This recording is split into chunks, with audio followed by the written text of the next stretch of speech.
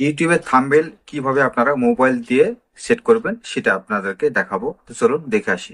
আপনারা যে ফোনের যে গ্যালারি আছে দেখতে পাচ্ছেন, এই যে ফোনের যে গ্যালারি, এই গ্যালারি থেকে আমি এই থাম্বনেলটা সেট করব। সেট করার জন্য এই থাম্বনেলটাকে দেখে নেব। দেখার পর আমরা এখানে হোম বাটনে ক্লিক করব। ক্লিক করার পর আমাদেরকে যেতে হবে ওয়াইটি স্টুডিওতে।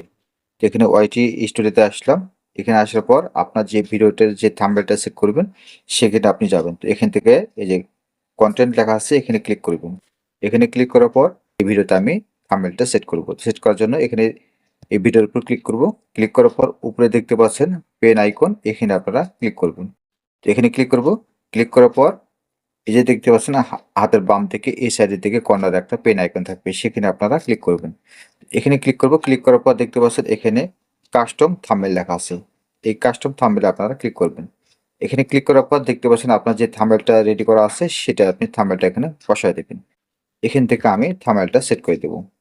তো এখানে সেট করার পর এখানে দেখতে পাচ্ছেন উপরে ডান লেখা আছে, এখানে ডানে ক্লিক করবেন।